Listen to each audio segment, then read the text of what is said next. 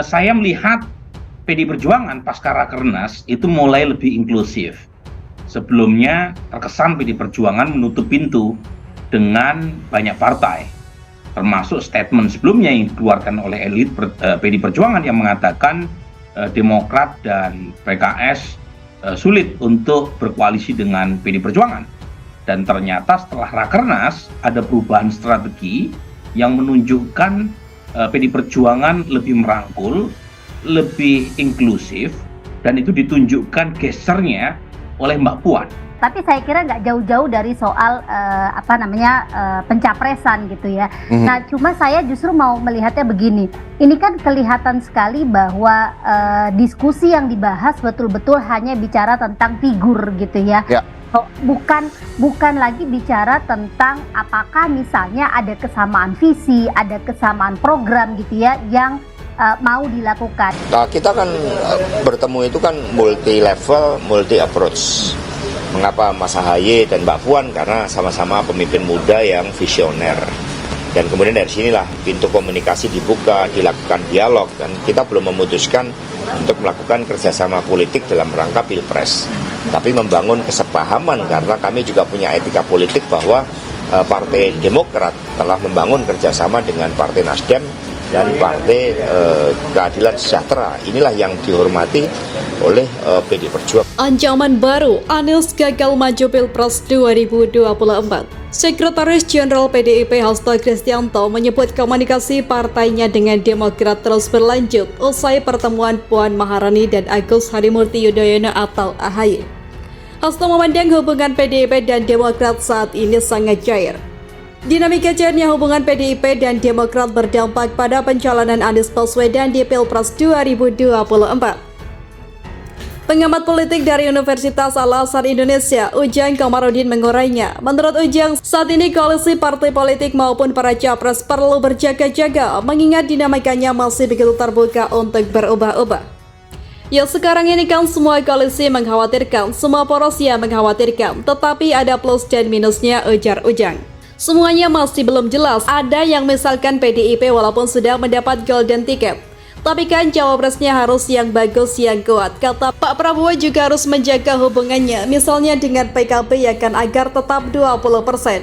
Lalu poros Anies apalagi harus solid. Timbal Ujang kepada Forum Keadilan pada Sabtu 8 Juli 2023. Kemudian jika Demokrat dan PDIP semakin cair hingga memutuskan berlanjut kepada tahap berikutnya, kata Ujang bisa membuat Anies gagal maju di Pilpres 2024. Untuk diketahui, Anies diusung oleh 3 partai yakni Nasdem, Demokrat, dan PKS yang berkoalisi membentuk Koalisi Perubahan untuk Persatuan atau KPP. Nah, hubungan Demokrat dan PDIP yang semakin mesra ini juga mengkhawatirkan di Koalisi Perubahan untuk Persatuan. Kalau misalkan Demokrat goyah, Demokratnya beralih hati, maka ya Koalisi Perubahan tidak akan ada, tidak akan terjadi, tidak akan terlaksana, bisa bubar, beber Ujang.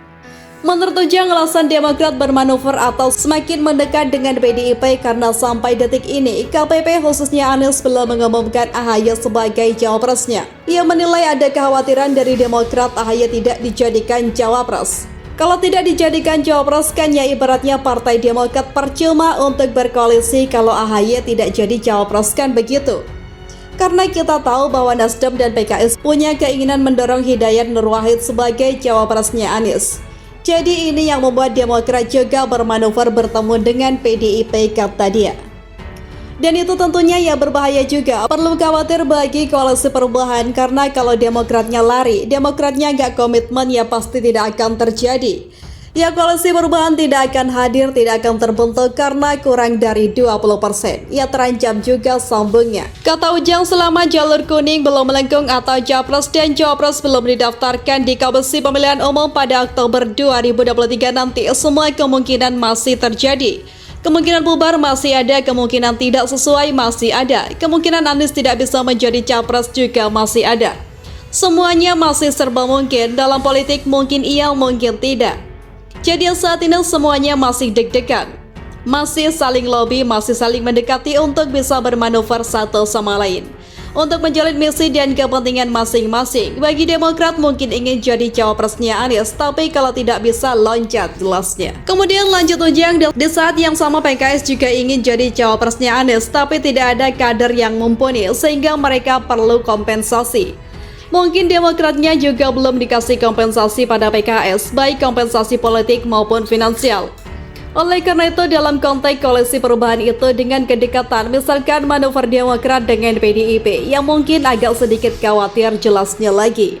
Ujang mengatakan meskipun ketiga partai Demokrat, Nasdem, dan PKS sudah menandatangani kesepakatan untuk mengusung Anies di Pilpres 2024, kemungkinan bubar masih mungkin terjadi. Tapi kalau AHY-nya tidak dijadikan cawapres, apakah Demokrat masih konsisten? Apakah masih di koalisi perubahan atau loncat ke lain hati?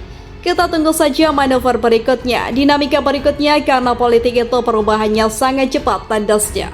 Menelisik Pilpres 2024 akankah tetap 3 pasang? Meskipun tak memungkiri Anies terancam gagal maju di Pilpres 2024 usai Demokrat PDIP semakin cair, Ujang menilai Pilpres 2024 akan menghadirkan pasangan antara 3 pasang yang mana cawapresnya ialah Anies Baswedan, Prabowo Subianto, dan Ganjar Pranowo.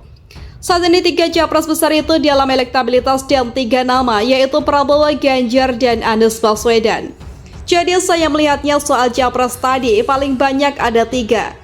Capres poros Prabowo, Ganjar, dan Anies Baswedan gitu, paling maksimal 3 ya minimal 2 kata Ujang. Senada dengan Ujang, Kepala Departemen Politik dan Perubahan Sosial Center of Strategic and International Studies, Arya Fernandes juga menyebut kemungkinan paling besar Pilpres 2024 menghadirkan 3 pasang. Yang paling mungkin terjadi 3 pasang, kalau 4 pasang sepertinya sulit karena PAN dan Golkar juga tidak ada keinginan kuat untuk membuat koalisi.